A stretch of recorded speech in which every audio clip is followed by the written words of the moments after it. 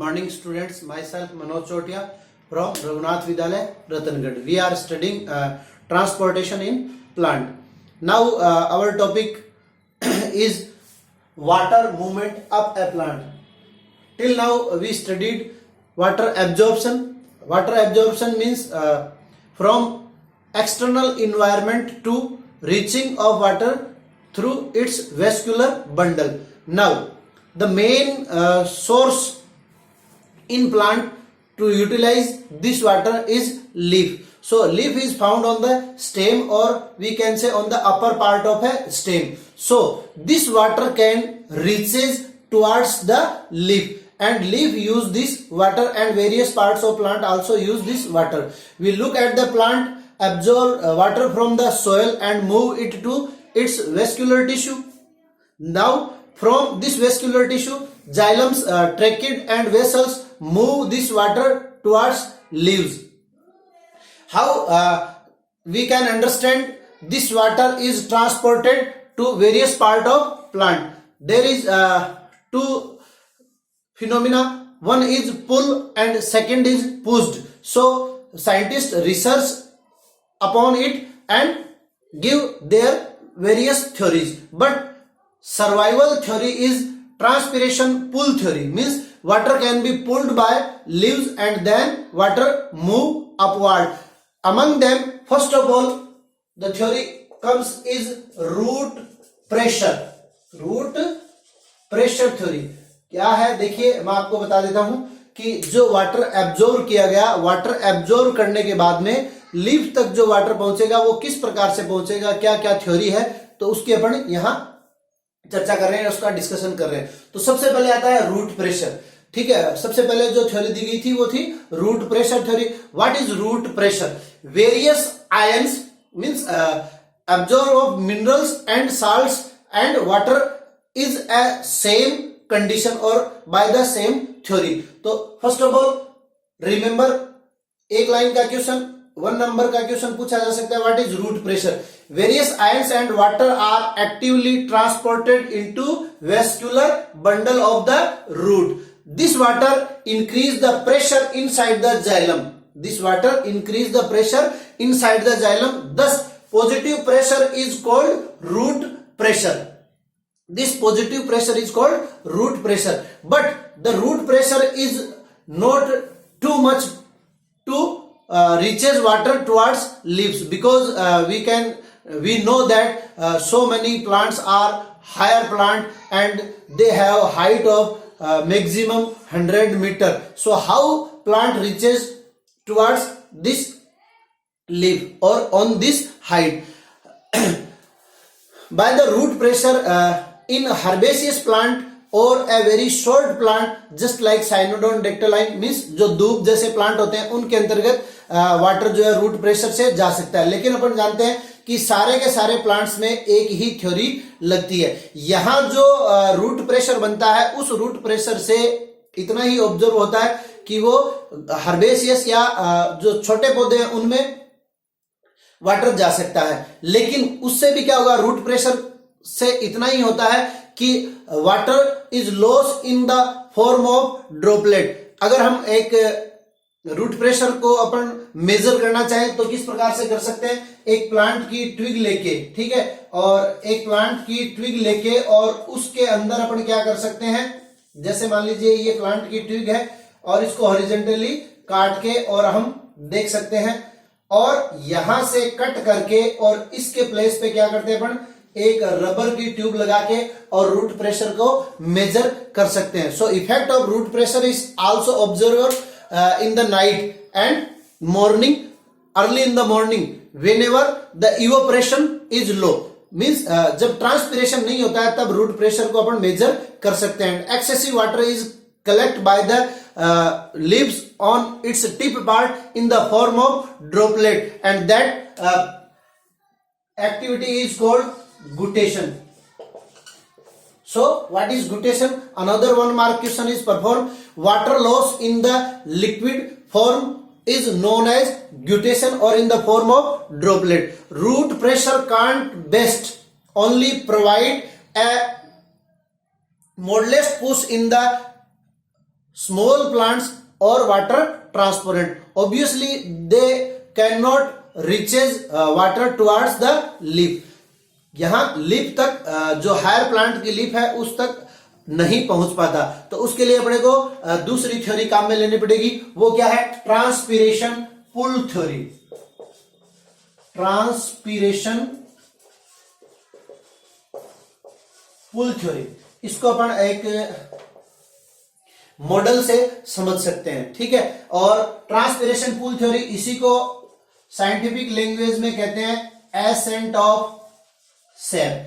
मैं एक आपको एक्सपेरिमेंट बता रहा हूं, ठीक है, उसके अकॉर्डिंग अपन इसको समझेंगे। एक बीकर में वाटर लेते हैं और उस बीकर में एक 2 साइडेड ओपन टेस्ट ट्यूब लेते हैं और बीकर को पूरा का पूरा पानी से भर देते हैं। अब अपन देखेंगे क्या कि बीकर का जो टेस्ट ट्यूब है उसके माउथ के ऊपर अपन एक कॉटन बॉल लगा देंगे, ठीक है। और यहां ये कॉटन बॉल लगा दिया, इसको भी वेट कर देते हैं और उसके बाद में इस कॉटन बॉल को हम सुखाते हैं, ठीक है। किसी फैन के द्वारा इसको सुखाया जाता है। तो जैसे जैसे इसको सुखाते हैं तो हम क्या देखते हैं कि ये कॉटन बॉल जो है वो ड्राई नहीं होती है। कॉटन बॉल ड्राई नहीं होती है, बल्कि बीकर का जो वाटर लेवल है वो धीरे धीरे क्या होता जाता है? कम होता जाता है। तो यही सेम थ्योरी अपन प्लांट के ऊपर अप्लाई करें तो जो लीव्स है, प्लांट की लीव्स, वो क्या करेगी?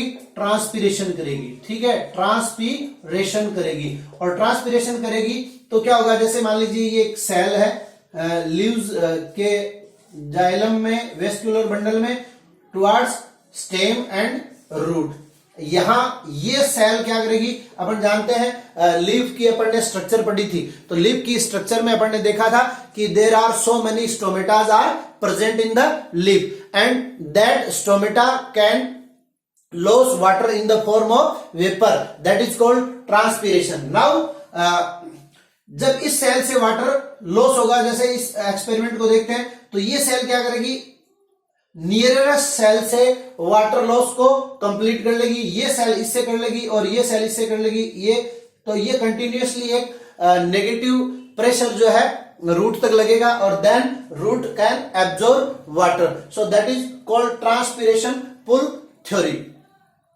और इसकी जो रेट होती है वो 15 मीटर पर आवर, ये आपको ध्यान में रखना है, 15 मीटर पर हावर वाटर जो है ऊपर की तरफ ट्रांसपोर्टेड होता है। और यहां 3 फोर्स काम में लगते हैं। एक कोहेशन है, एक cohesion, tension, transpiration, pull theory.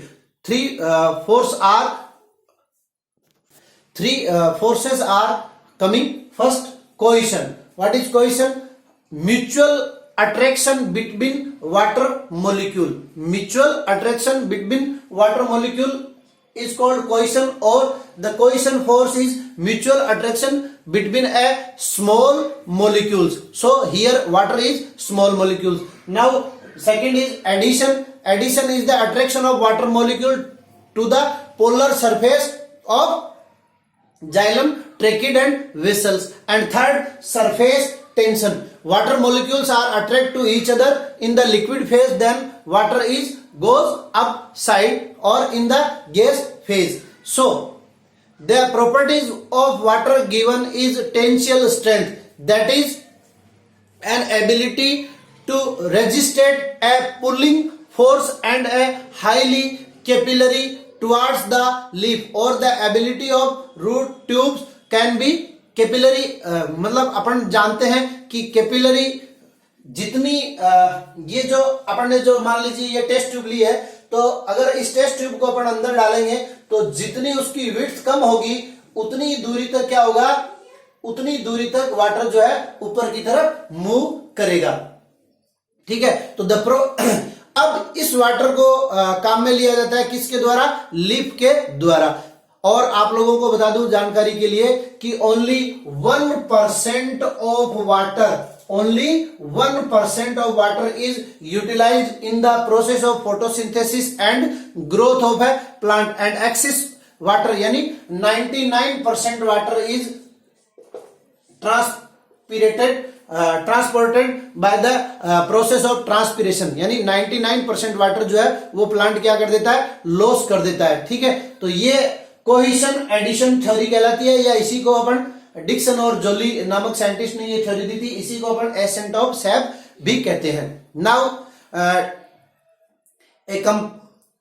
कंपेरोमाइज होता है किसके बीच में, ट्रांसपिरेशन और फोटोसिंथेसिस में। चूंकि फोटोसिंथेसिस क्या है, photosynthesis is a process by which plants can makes their food and reaction of photosynthesis is CO2 plus H2O is equal to C6H12O6 plus 6O2।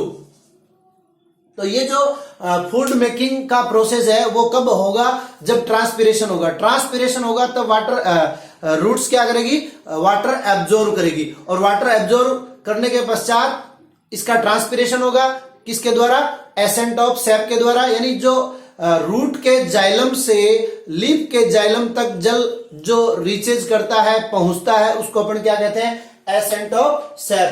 Movement of water from roots xylem towards leaf xylem is called ascent of sap. So compromise होता है और transpiration होगा तभी plant क्या करेंगे, water absorb करेंगे, और water absorb करने के बाद में ही लीव्स जो है उनको काम में लेगी। So transpiration pull for absorption and transport of plants supply water from photosynthesis, transpiration, minerals form the soil to the all parts of the plant। और जो फूड मेकिंग का प्रोसेस हो जाता है वो फूड किसके द्वारा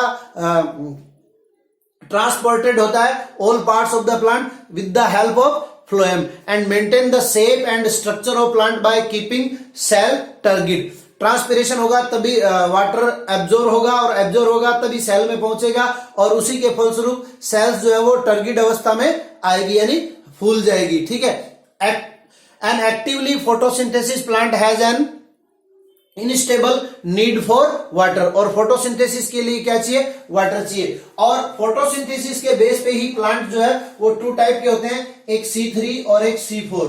C3 and C4 means photosynthesis में दो प्रकार की रिएक्शन होती है। ठीक है, कौन कौन सी, एक लाइट रिएक्शन और दूसरी dark reaction.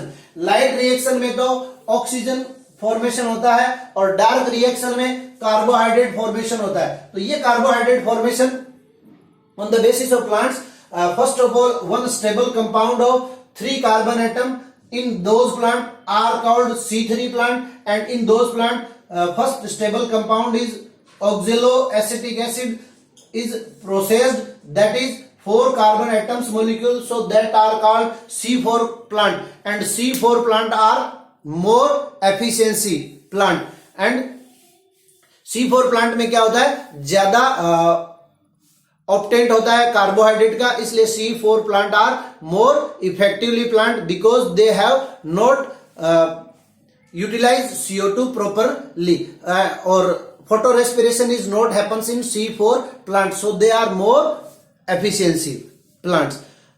Now our next topic is uptake and transport of mineral nutrients. So mineral nutrients भी क्या होते हैं, जिस प्रकार से वाटर का एब्जॉर्प्शन होता है उसी प्रकार से मिनरल का भी एब्जॉर्प्शन होता है, और मिनरल्स भी जाइलम के थ्रू ही पत्तियों तक पहुंचते हैं। तो Uptake of minerals and Uptake of transportation of mineral nutrients हम अपने अगले वीडियो में पढ़ेंगे। आज के लिए इतना ही, धन्यवाद।